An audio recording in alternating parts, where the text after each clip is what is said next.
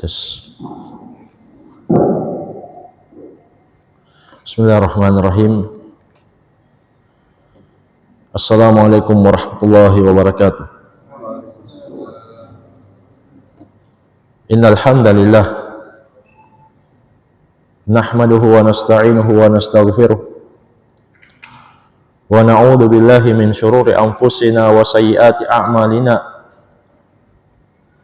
May yahdihillahu fala mudhillalah wa may yudlil fala hadiyalah. Wa asyhadu an la ilaha illallah wahdahu la syarikalah wa asyhadu anna Muhammadan abduhu wa rasuluh sallallahu alaihi wa ala alihi wa ashabihi wa man tabi'ahum bi ihsanin ila yaumiddin. Amma ba'd. Fa ikhwani fid din wa akhwati fillah, kaum muslimin dan muslimat rahimani wa rahimakumullah. Semoga Allah Subhanahu wa taala senantiasa mencurahkan rahmatnya kepada kita sekalian. Insyaallah taala kita masih akan melanjutkan kajian kitab Fadlul Islam karya Syekhul Islam Al-Mujahidul Mujaddid Muhammad At-Tamimi rahimahullahu taala. Masih pada bab tafsir Al-Islam, penjelasan tentang makna Islam. Insyaallah taala kita masuk dalil yang terakhir dalam bab ini. Kata penulis rahimahullah, wa an Abi Qilabah an rajulin min ahli Syam an abi, dari Abu Qilabah, dari seorang penduduk Syam, dan penduduk Syam ini meriwayatkan dari ayahnya, annahu sa'ala Rasulullah sallallahu alaihi wasallam mal Islam. Ayahnya bertanya kepada Nabi sallallahu alaihi wasallam tentang Islam. Faqala, maka Rasulullah sallallahu alaihi wasallam menjawab, antuslima qalbaka lillah wa ayyaslamal muslimun min lisanika wa yadika. Islam adalah engkau serahkan hatimu hanya untuk Allah, dan kaum muslimin selamat dari lisanmu dan tanganmu. Di dalam hadis ini jamaah sekalian, Nabi kita menjelaskan tentang tafsir Islam. Yang pertama, engkau serahkan hatimu hanya untuk Allah. Engkau tundukkan hatimu hanya untuknya. Ini hubungan seorang hamba dengan Rabb-nya. Wa ayyaslamal muslimun min lisanika wa yadika. Demikian pula Islam itu maknanya kaum muslimin selamat dari lisanmu dan tanganmu. Ini juga termasuk penafsiran Islam terkait dengan hubungan hamba dengan sesama manusia.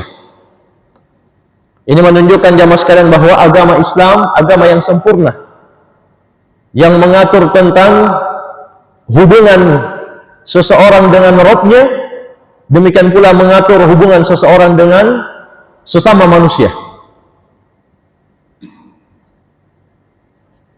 Al-Hafidz Ibnu Rajab rahimahullah mengatakan,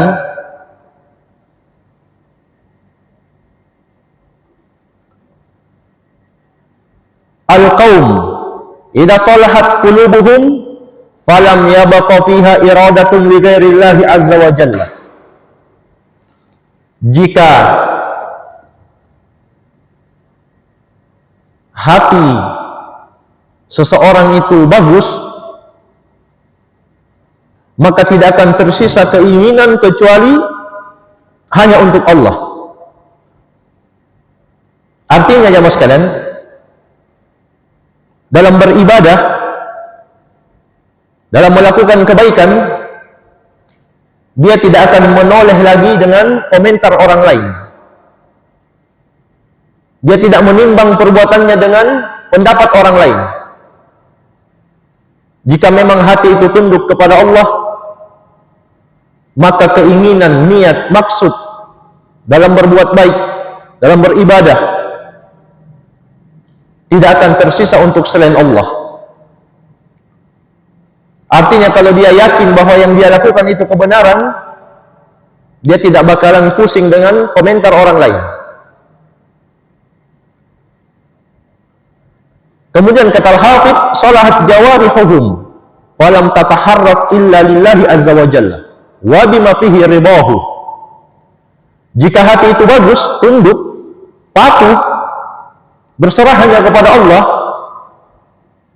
anggota-anggota tubuhnya tidak akan bergerak kecuali lillah, karena Allah, wa bima fihi ridah, kecuali juga pada sesuatu yang Allah ridhoi. Kemudian kata Al-Hafidh, wa yalzam min salahi harakatil qalb salaha harakatil jawarih. Bagusnya hati itu mengharuskan bagusnya amalan anggota badan. Jadi jamaah sekalian, ini terikat, dan itulah keimanan. Sebagaimana kata Nabi SAW juga, al-iman bid'un wa sab'una atau bid'un wa sittuna syu'bah. Keimanan itu ada sekitar 60 sampai 70 cabang lebih. Fa'a'laha qawlu la ilaha illallah. Yang paling tingginya atau yang paling afdolnya adalah ucapan kalimat la ilaha illallah. Ini amalan lisan. Wa adnaha imatatul adha 'anit tariq. Yang paling rendah adalah menghilangkan gangguan dari jalan. Ini termasuk perbuatan yang terpuji. Amalan anggota badan. Wal haya'u syu'batun minal iman. Dan rasa malu, kata Nabi SAW, adalah bahagian dari cabang keimanan. Ini amalan hati. Para ulama mengatakan keimanan itu nanti benar ketika memenuhi 3 cakupan ini: lisan, anggota badan, dan hati. Dan para ulama mengatakan hati itu merupakan pemimpin dari amalan-amalan yang lain. Karena itu kita singgung juga kemarin, kalau ada seorang perempuan yang mengatakan tidak mengapa tidak berhijab, yang penting hatinya bagus, maka dalil-dalil membantah dia. Kalau memang hatinya bagus, pasti akan lahir amalan-amalan ketaatan. Sebab keimanan itu cakupannya 3, diucapkan, diyakini, dan diamalkan. Inilah hubungan hati dengan amalan anggota badan. Kemudian jemaah sekalian, termasuk tafsir Islam, kaum muslimin selamat dari gangguan lisannya dan tangannya. Ini termasuk akhlak yang mulia. Dan juga termasuk manhaj. Manhaj itu lebih luas daripada akidah. Manhaj mencakup akhlak dan adab. Karena itu jamaah sekalian, pernah dilaporkan kepada Nabi, ada seorang wanita tusallil lail, rajin salat malam, wa tasuman nahar, rajin berpuasa sunnah, wa tatasaddaq, rajin bersedekah sunnah. Amalan-amalan hebat. Tetapi disebutkan oleh sahabat, walakin tu'di jiranaha, dia suka menyakiti tetangganya bilisaniha, dengan mulutnya, dengan lisannya. Maka apa kata Nabi SAW jamaah sekalian? Hiya finnar, tempatnya di neraka. Jadi selain memperhatikan hubungan dengan Rabb, dengan Allah, seseorang juga memperhatikan hubungannya dengan sesama manusia. Karena itu pernah Nabi mengatakan, ya ma'syaran nisa, wahai sekalian perempuan, tasaddaqna, banyak-banyaklah sedekah. Fa inni ra'aitukunna aktsara ahli nar, karena kata Nabi, saya melihat kebanyakan penghuni neraka dari kalangan wanita. Maka mereka bertanya kepada Nabi SAW, fa bima dzalika ya Rasulullah, kenapa bisa seperti itu ya Rasulullah? Di dalam riwayat yang lain disebutkan, ditanyakan kepada Nabi,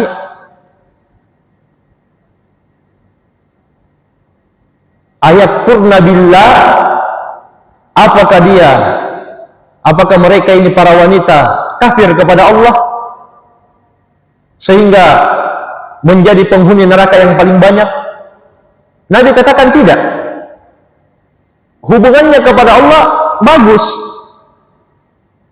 Tapi kenapa mereka bisa menjadi penghuni neraka yang paling banyak? Kata Nabi SAW, tukthirnal la'an wa takfurnal ashir. Karena mereka itu suka melaknat. Di antara maknanya suka melaknat, suka mencaci, suka menyakiti orang lain dengan mulutnya. Wa takfurnal ashir, dan mengkufuri kebaikan suami. Perhatikan jemaah sekalian, ini perbuatan dua-duanya terkait dengan manusia. Mereka banyak menjadi penghuni neraka bukan karena kafir kepada Allah, tapi suka mencaci, mencela, menyakiti orang lain, dan tidak bisa bersyukur kepada kebaikan suami. Jadi akhlak dan adab itu juga diperhatikan di dalam syariat. Bahkan kata Syekh Abdul Razak Al-Badr, termasuk kerusakan manhaj, seseorang itu hanya fokus memperbaiki akidah tetapi menyepelekan pembahasan atau amalan-amalan terkait akhlak. Iya. Jadi itu juga penting, hubungan kepada Allah dan hubungan kepada sesama manusia. Kemudian orang ini bertanya lagi, qala ayyul Islam afdal? Islam yang bagaimanakah yang paling afdal? Qala al-imanu billah. Maka Nabi sallallahu alaihi wasallam mengatakan, keimanan kepada Allah Subhanahu wa taala. Inilah asasnya, dasarnya, pokoknya keimanan. Qala, maka orang ini bertanya lagi, wa mal imanu billah? Apakah yang dimaksud dengan keimanan kepada Allah? Qala, maka Nabi SAW mengatakan, antu'mina billah wa malaikatihi wa kutubihi wa rusulihi wal yaumil akhir wal ba'thi ba'dal maut. Engkau beriman kepada Allah dan para malaikatnya, kitab-kitabnya, rasul-rasulnya, hari kiamat, dan akan dibangkitkannya makhluk setelah meninggalnya. Inilah Islam yang paling afdal jamaah sekalian, dan asasnya pokoknya beriman kepada Allah. Dan beriman kepada Allah ini mencakup 3 keimanan. Keimanan kepada rububiyah, uluhiyah, dan al-asma was sifat. Apa yang dimaksud dengan keimanan terhadap rububiyah?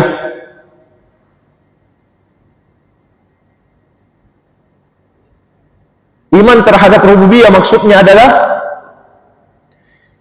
ifradullahi ta'ala bi af'alihi, mengesahkan Allah di dalam perbuatan-perbuatannya, kal khalqi wal mulki wat tadbir wal ihya'i wal imatah, seperti dia mengesahkan Allah, mentauhidkan Allah di dalam penciptaan,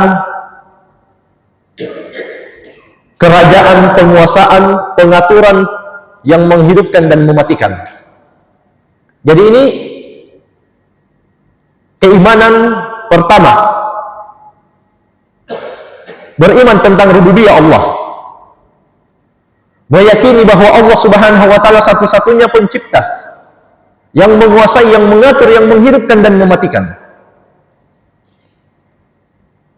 Ketika ada orang yang meyakini ada dari selain Allah yang bisa melakukan ini, maka dia telah kafir kepada rububiyah Allah Subhanahu wa taala. Di sebagian tempat ada keyakinan bahwa orang yang memakai baju warna hijau di pantai selatan, di pantai laut selatan, yang mereka sebut tempatnya Nyi Roro Kidul. Kalau ada yang berani pakai baju hijau, maka dia tidak akan selamat. Maka keyakinan ini merusak keyakinan rububiyah. Kenapa jemaah sekalian? Karena dia meyakini ada yang bisa menimpakan bahaya, ada yang bisa menghidupkan, atau ada yang bisa mematikan, mencelakakan selain Allah.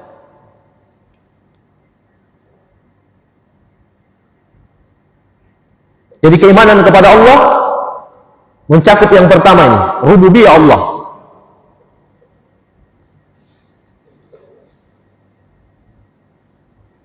Yang kedua, tentang uluhiyah Allah Subhanahu wa taala. Apa maknanya keimanan tentang uluhiyah Allah? Ifradullahi ta'ala bi jami'i anwa'il ibadah adh-dhahirati wal batinah qaulan wa amalan. Mengesahkan Allah dalam semua bentuk-bentuk ibadah, yang zahir maupun yang batin, bentuknya ucapan maupun amalan, perbuatan. Wa nafyul ibadati an kulli ma siwallah kainan man kana, dan mengingkari, menolak semua bentuk peribadahan kepada selain Allah, siapapun dia. Ini tauhid uluhiyah. Semua ibadah harus diserahkan hanya kepada Allah yang satu saja. Kapan ada satu ibadah diserahkan kepada selain Allah, maka dia telah merusak keyakinan uluhiyah, tauhid uluhiyah.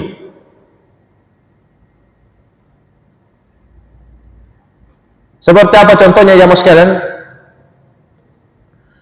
Seperti orang yang menyerahkan ibadah doa kepada selain Allah, atau dia meyakini ada makhluk tertentu yang bisa mengabulkan hajat-hajatnya selain Allah Subhanahu wa taala, maka dia pun datang untuk berdoa di situ. Padahal kata Nabi SAW, ad-du'a'u huwal ibadah, doa itu adalah ibadah. Kalau ibadah kita sebutkan tadi, semuanya harus hanya untuk Allah Subhanahu wa taala. Itu keimanan kepada Allah yang benar. Kemudian yang ketiga jemaah sekalian, termasuk keimanan kepada Allah yang harus ada, keimanan tentang nama-nama dan sifat Allah Subhanahu wa taala. Fa ya'taqidunal abdu anna Allah la mumathila lahu fi asma'ihi wa sifatihi. Seorang hamba meyakini tidak ada yang sama, tidak ada yang setara, tidak ada yang sebanding dengan Allah dalam nama-nama dan sifatnya. Dan keyakinan tentang nama-nama dan sifat Allah ini melingkup dua asas. Asas yang pertama, al-itsbat, menetapkan. Maksudnya apa? Menetapkan semua nama dan sifat yang Allah tetapkan di dalam Al-Quran. Demikian pula menetapkan semua nama dan sifat yang Rasulullah SAW sebutkan di dalam haditsnya. Seperti contohnya, Allah memiliki nama al-a'la. Sabbihisma rabbikal a'la. Bertasbihlah dengan menyebut nama Tuhan wahai Muhammad al-a'la, yang maha tinggi. Maka termasuk nama Allah al-a'la. Dan nama ini disebutkan oleh para ulama, setiap nama Allah mengandung sifat. Itu kaidah yang harus kita yakini. Semua nama-nama Allah mengandung sifat di dalamnya. Allah itu al-a'la, al-ali, al-muta'al, semua maknanya yang maha tinggi. Nama Allah yang maha tinggi, maknanya di dalam nama tersebut mengandung sifat al-ulu, ketinggian. Demikian pula contoh nama Allah Ar-Rahman, Ar-Rahim. Di dalam dua nama ini terkandung sifat rahmat, penuh kekurangan. Karena itu jamaah sekalian, ada satu ayat yang menjadi kaidah di tengah para ulama terkait dengan keimanan terhadap al-asma was sifat, yaitu firman Allah, laisa kamitslihi syai'un. Allah tidak serupa dengan siapapun juga. Dilakukan tanzih. Allah tidak sama dengan siapapun juga. Makhluk juga memiliki sifat rahmat. Namun rahmatnya makhluk tidak sama dengan rahmatnya Allah Subhanahu wa ta'ala.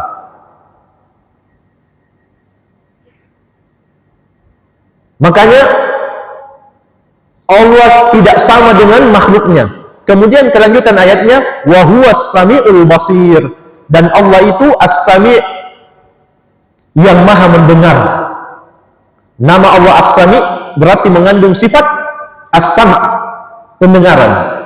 Wal al-basir, dan Allah juga maha melihat. Nama Allah al-basir mengandung sifat penglihatan.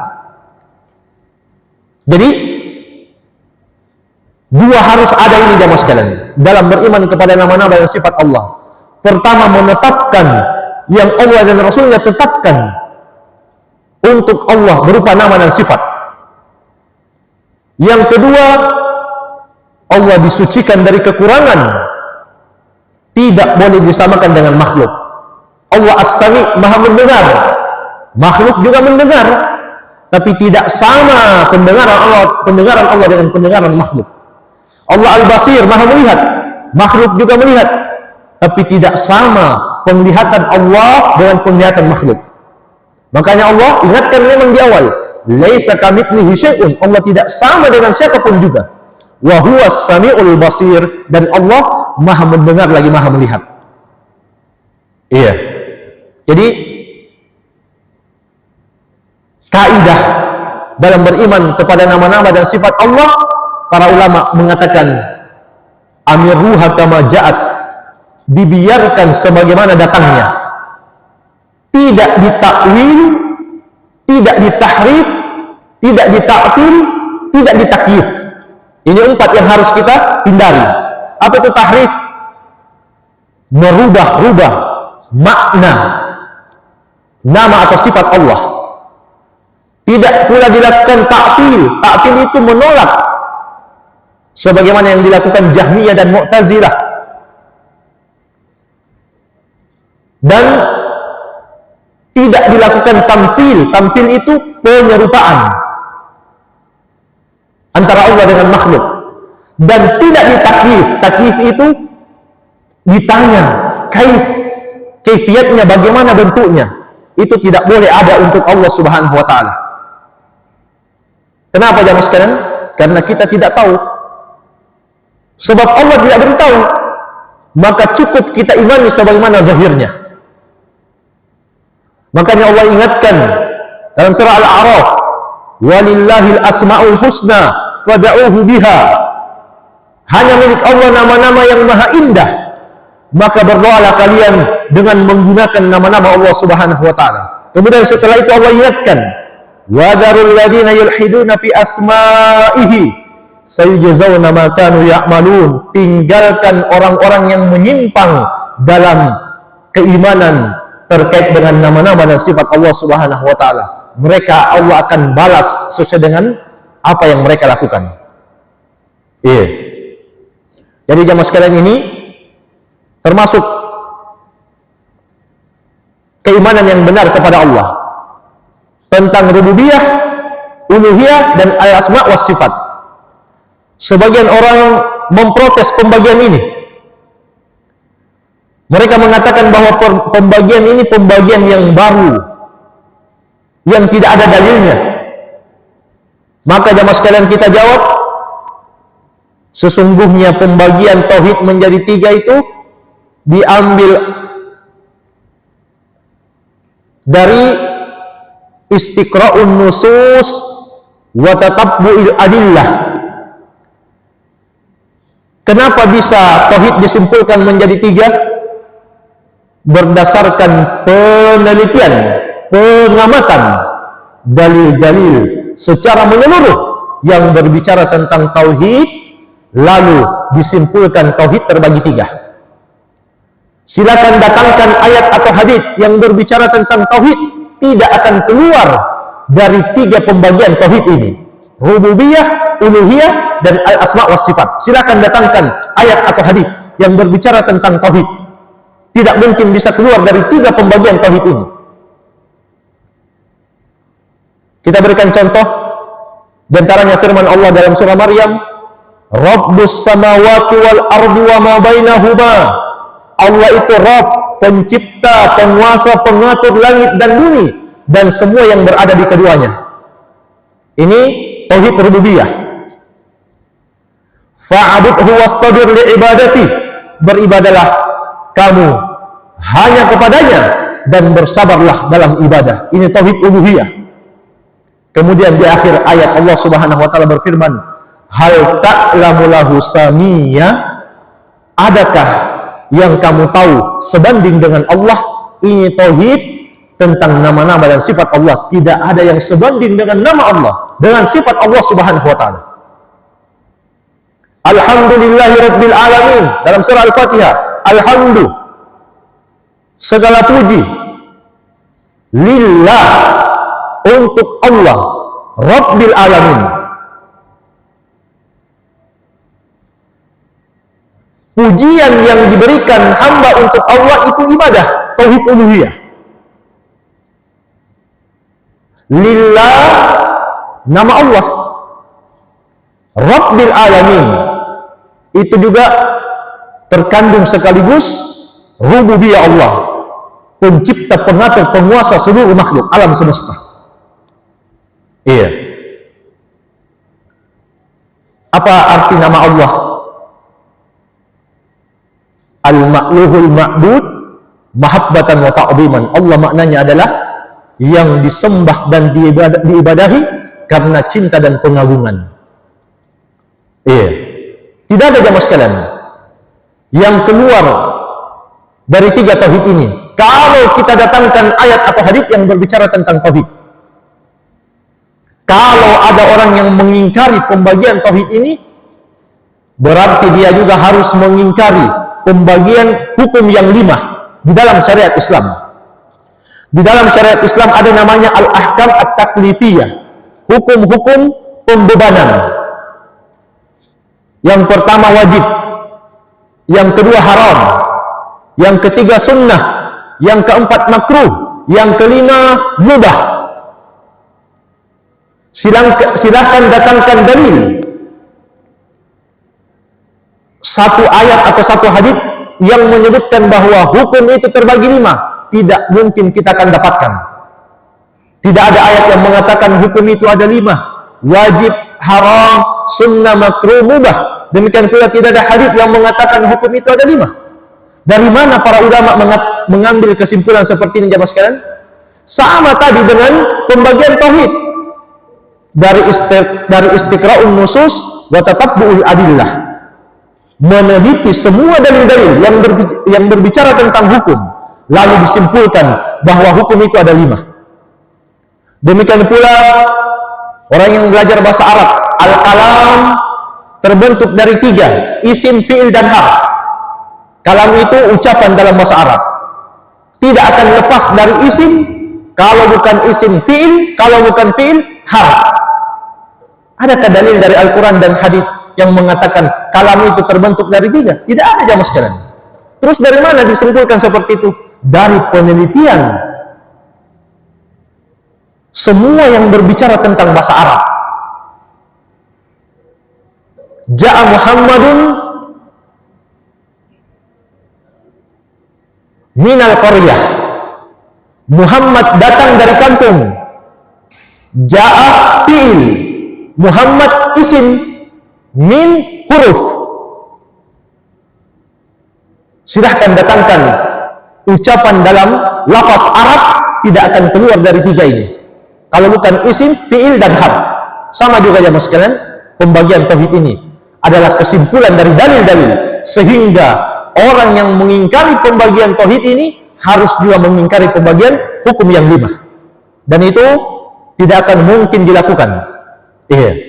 Kemudian jamaah sekalian, secara ringkas, penulis rahimahullah mengatakan juga sabda Nabi SAW bahwa Islam yang paling afdal adalah engkau beriman kepada para malaikat Allah Subhanahu wa Ta'ala. Para malaikat Allah tercipta dari cahaya, sifatnya tidak pernah bermaksiat kepada Allah, selalu menjalankan perintah Allah. Wa kutubihi, dan kamu juga beriman kepada kitab-kitabnya, dan yang paling agung adalah Al-Quran.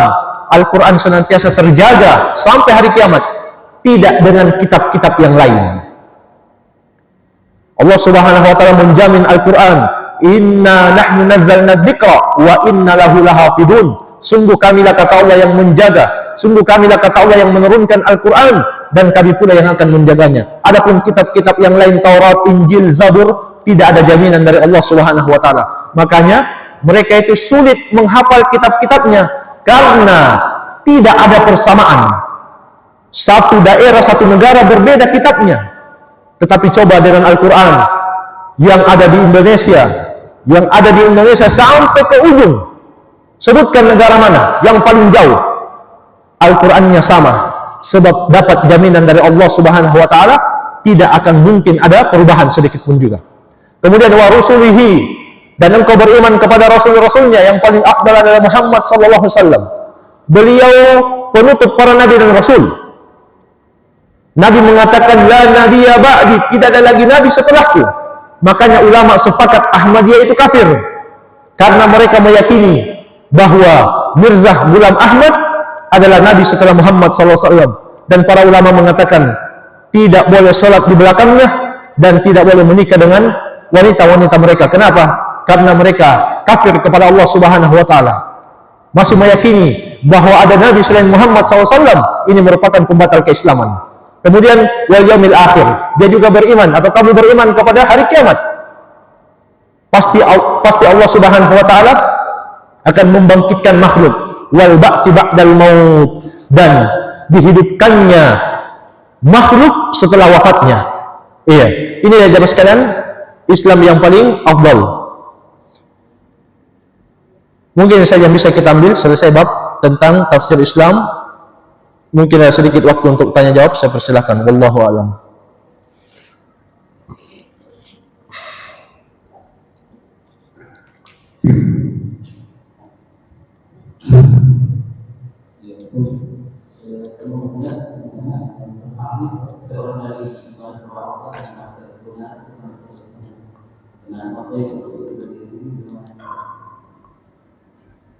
Bagaimana?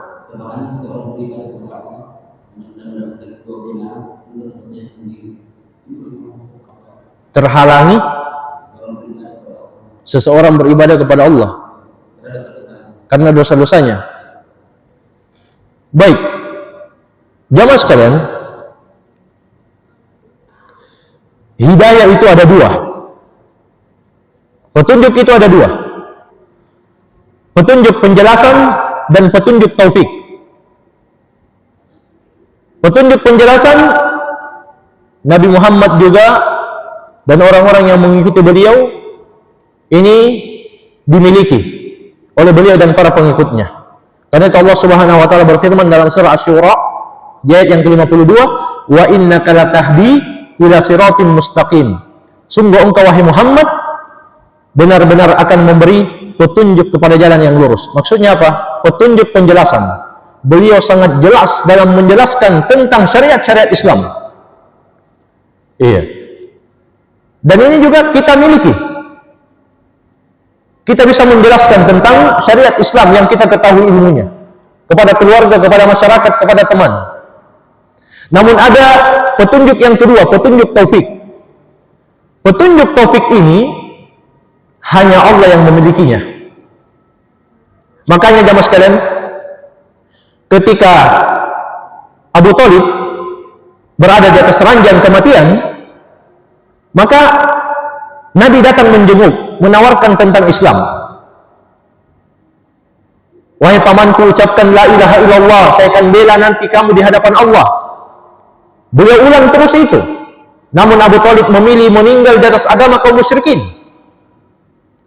Turunlah ayat terkait dengan kematian yang tragis ini.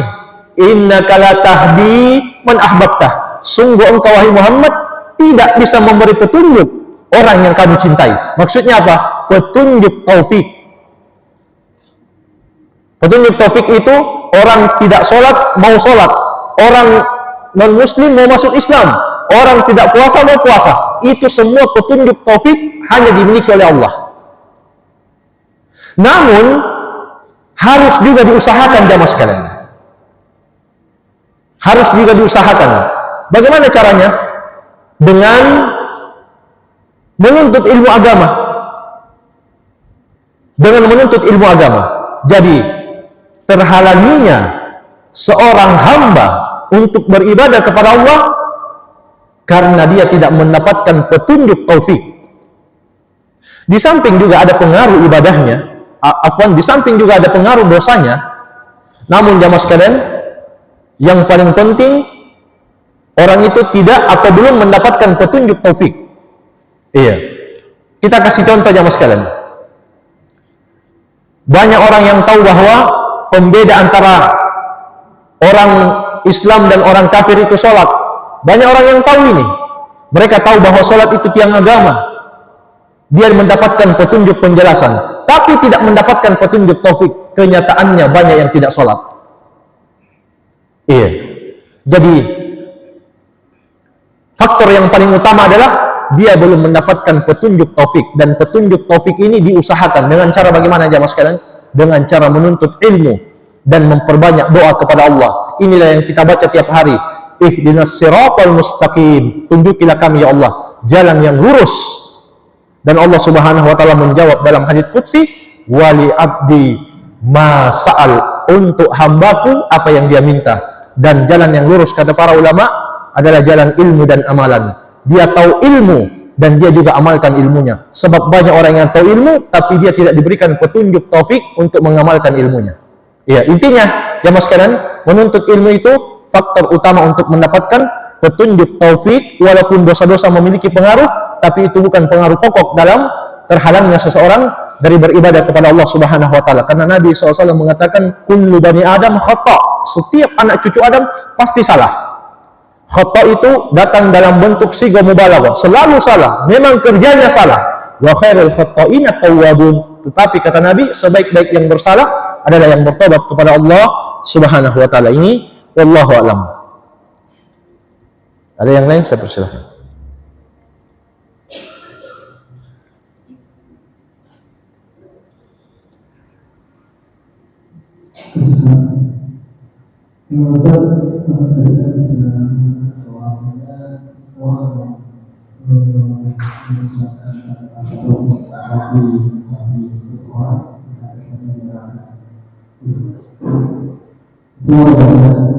Bagaimana kalau kita membaca suatu orang yang memposting yang dibuat orang di atas sunnah, itu bagaimana bisa kita membaca Ustaz dengan nilai yang kita pahami.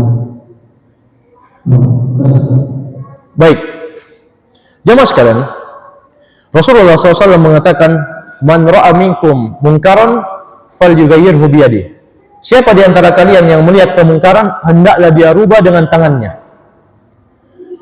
Artinya umum, dimanapun kemungkaran itu berada, apakah di dunia nyata atau di medsos, kalau kita mampu merubah dengan tangan, hendaklah kita rubah dengan tangan. Ini tingkatan yang pertama.